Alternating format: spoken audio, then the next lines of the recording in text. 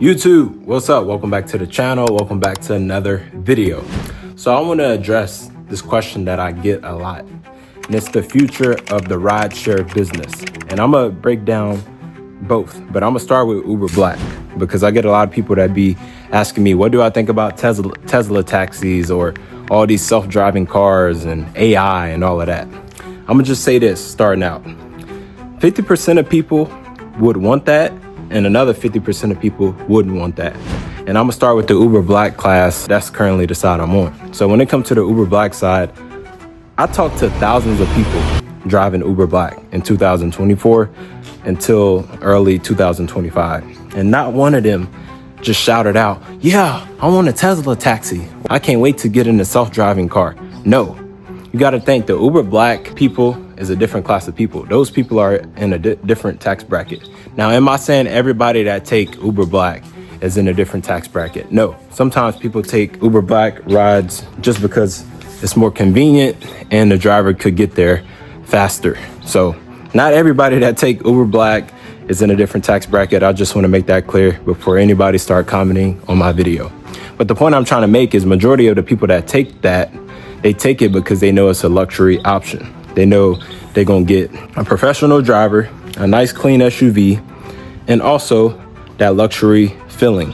So that's why people take that service. So I don't think people taking that service would want a self-driving Cadillac ESV to pick them up and then drop them off. Like, that's a little bit crazy. The Uber self-driving cars and stuff like that, that's gonna be more of an interest for like normal people. I hate to say that and I hate to put it that way, but that's just what it is. If you're worth millions of dollars or you make a lot of money per year, you're not finna play with your life like that. You're gonna be more protective of your life. If you ask me, do I want a self-driving car versus somebody coming to pick me up? I'm gonna say somebody to come pick me up. Not just because I don't trust the robot to drive the car, just because I wanna be able to build a quick relationship with the driver. That's the whole point of me booking an Uber Black. Because if I'm worth millions of dollars and I'm on the go 24/7 and I'm coming to this city a lot, I might want to call that guy back up to come pick me up or take care of me when I get off the jet, whatever, right? But the point is, majority of the people that do Uber Black or take Uber Blacks is not looking for a self-driving car. So for those of you that's currently Uber Black drivers, you good. You don't have to worry about a robot coming to replace you or a self-driving car coming to replace you. Now, when it comes to the Uber X side of things, the normal people, I can't say the same because I talked to some people. They was like, we waiting on the Tesla taxis, or when they supposed to be coming out with that. We seen they was coming out with the self-driving cars, and not saying like they was actually like interested in it, but they heard it was a thing. Now, whenever I drove Uber Black, I didn't take Black rides all the time. Sometimes I took Uber Comforts and Uber XLs. So you would have conversations with people talking about things like that. And some people was actually interested, but I noticed it was a class difference. People on the Uber Black rides never really brought that up, but it was always like the Uber X, Uber Comfort, Uber XL people that was like, oh, we waiting on that. And it wasn't all of them, it's just a small few. But that's just gonna be with everything, y'all. Whenever something new come out, it get a quick attention, it be on everybody's mind like, oh yeah, I'm gonna book a Tesla taxi. But after a while, once they start seeing the liability of that, getting in the car, and if it malfunction, it won't stop, it'll speed up, could run into a tree or run into another car, and it start getting more news coverage, then a lot of people gonna be like, oh, hell no, we stop. So then, I don't know, it's like a quick pump, and then people off of it once they see the liability of it. But sometimes bad things have to happen in order for people to see. Now, I'm not saying Tesla taxis or self-driving Uber cars are a bad thing.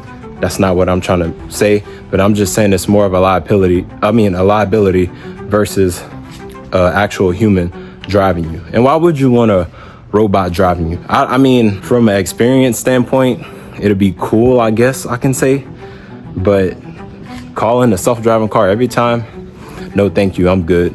So you mean to tell me there's nothing I can do if this thing malfunction?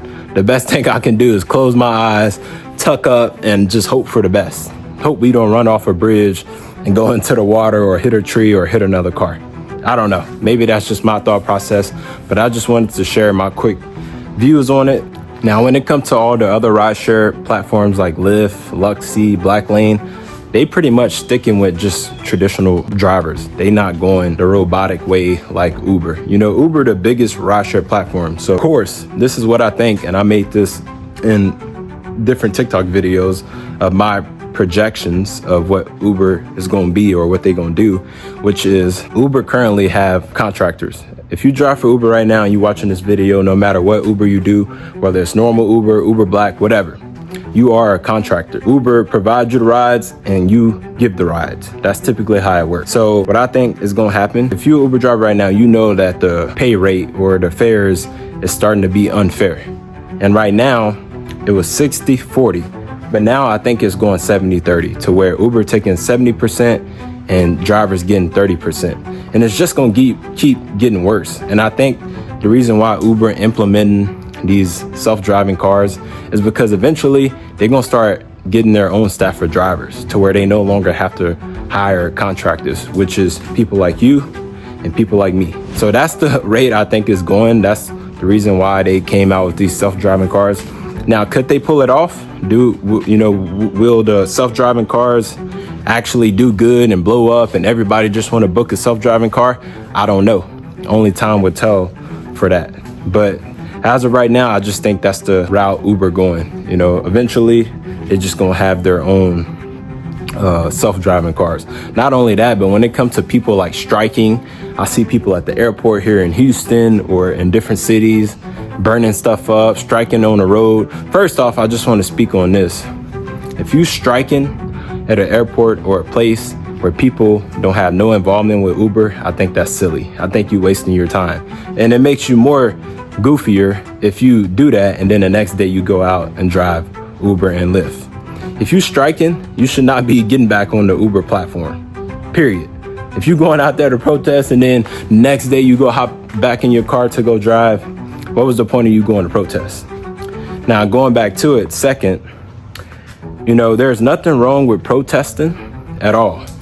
Like, do it if you have true meaning behind it, but I don't think that's going to get you nowhere. I think firmly that Uber would rather bring in their own drivers, start hiring drivers, rather than increasing the pay with contract drivers. That's just what it is. That's just my prediction. That's pretty much my views on the future of rideshare and how everything going with the Tesla taxis, the self-driving cars, and the Uber pay. So that's just where I'm at on it. If my views ever change, I'll make more videos about it. But that's pretty much it for today. With that being said, I'll catch y'all next video. Thank y'all for tuning in.